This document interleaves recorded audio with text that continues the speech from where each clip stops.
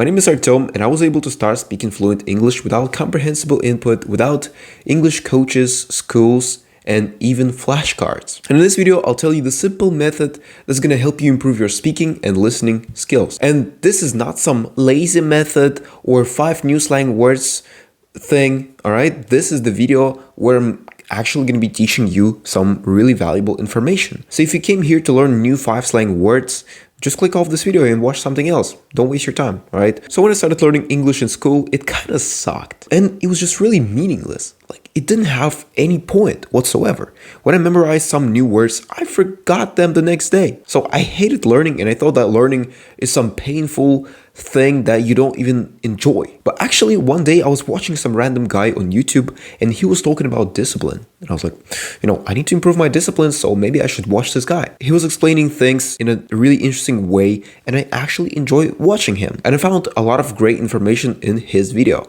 So I decided to write it down. It was like the first time in my life when I wrote down the information from the video. And the video was, by the way, in English, so it was, kind of difficult for me to understand what he was talking about.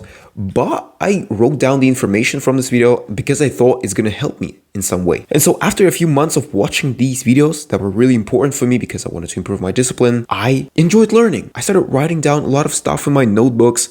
I started keeping track of things that I was writing, and it was just really interesting, and I enjoyed doing it for the first time in my life. And the reason why I started enjoying learning was because I really found this information valuable, and I thought like, well, maybe I will need this information in the future, so I need to write it down. And that's how I was able to enjoy learning. I thought, well, it's going to give me so much benefit in the future. How cool is that? So this is the first component of learning. Learn what is important to you and your future self. And instead of learning all these new words and vocabulary, basically watch videos on YouTube about how to improve discipline and some different topics that are not related to English.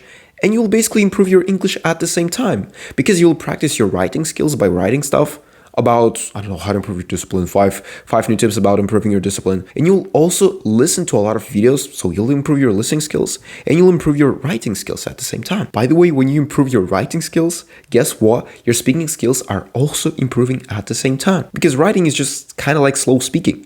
You're basically speaking but on a piece of paper. And the second component of successful learning is memory. And it is actually crucial to improving your learning. So there was a cool study done by scientists. They basically took 3 groups of people and they gave them the simple text that they need to read, and then they gave them tests. So the first group read the text 4 times, and then they took a test on this text. The second group read the text 3 times, and then they took 2 tests. So they took 1 test immediately after reading the text 3 times, and then they took another test after a few days.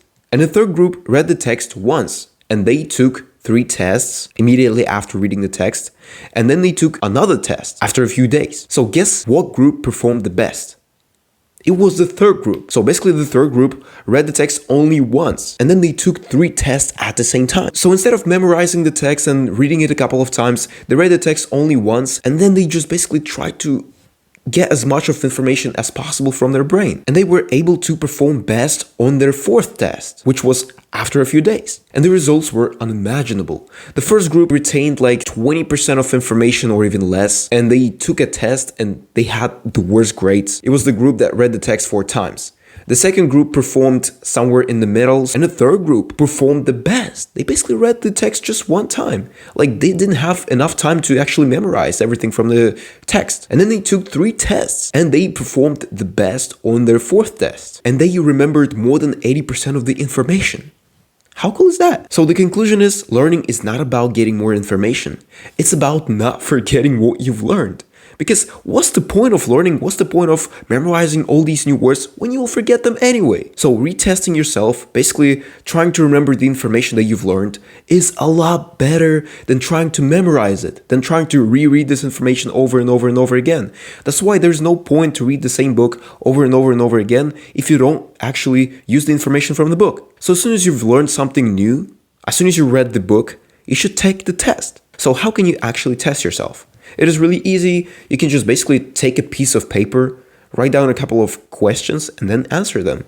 Of course, it's kind of hard. It's really complicating. Like you have to grab a piece of paper, then write down questions that you need to come up with. What's the point, right? So there's a simpler version of this test. You can just write down what you found interesting. So this is just one question and you just give a pretty big answer to this question. So you just basically say that, well, from this book, I learned that this, that, and blah, blah, blah. And when you do that, you're basically taking a test, but with just one question, what you found interesting in the book, right? And that's how you'll be able to remember all of the information that you've learned. And well, getting back to the first point, you actually remember the information for the future self. How cool is that? The third way you can test yourself is to immediately apply the information.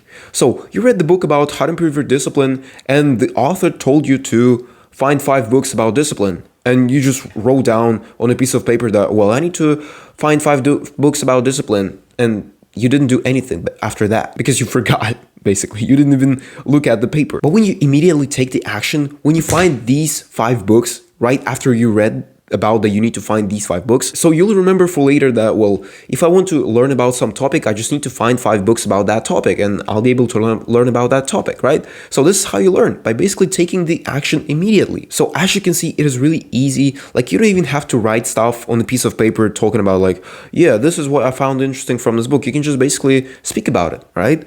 And memory is what we actually need, because learning is not about getting new information. It's about remembering that information, because what's the point of getting new information if you'll forget it anyway, right? So remembering the information is a lot more important. And there was another study done by scientists, and I learned this from Professor Andrew Huberman. He was talking about this study. And this scientific study revealed 5 habits of highly effective students, the people who learn stuff, right? So they basically took the medical students with good grades, with best grades, and then they found out 5 habits that were the most important in their ability to get good grades. And the first habit was that they set specific time to learn. So they basically set a specific time in their day to learn stuff. The second habit was that they studied alone. Like there was no friends, there was no communication going on. They were just basically sitting in an empty room and just learning stuff without distractions, without anything. And the third habit was teaching other students about the stuff that they learned. So they basically learned something really important in their medical studies, I don't know, the anatomy of the human body or something like this.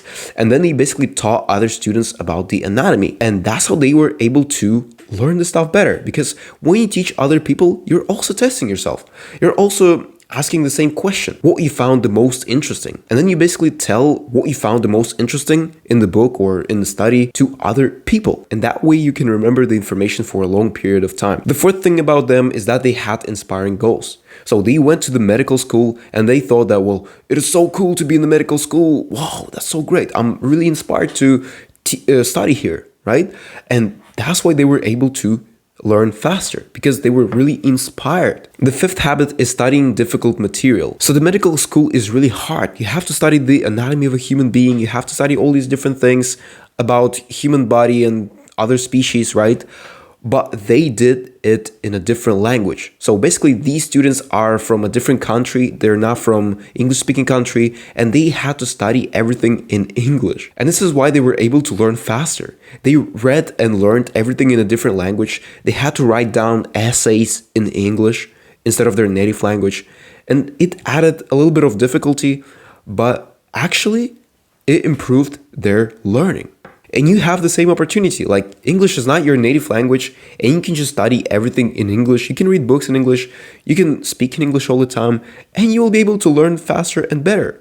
How cool is that? So to summarize everything, if you're just a passive dummy who sits all day and watches YouTube on his iPad like this, you are basically the worst kind. Like, you will not learn anything because you're just basically consuming a bunch of information and you're not using this information in any freaking way. You're not testing yourself. You're just basically watching one video after another. And that's why your learning sucks so much. But there's also a second kind of dummies. These people are learning stuff, but they're learning some bullshit. So basically they learn the information that they don't need, right? They're watching some documentaries. They're watching some different vocabulary videos, like 5 new slang words, and they're trying to learn this Maybe they even write down stuff, write down the information, but it's completely useless. They won't even use this information in the future, and that's why they forget this information anyway. And the third type of people are not dummies. They're the people who are learning the stuff that they actually need in life, and they use this stuff. They test themselves on this stuff. And this is the best type of people, and they will actually exceed all the dummies from above. So if you want more content like this, you can check out 10 plus tips for speaking fluent English PDF inside of my Telegram channel. See you in the next video. Bye.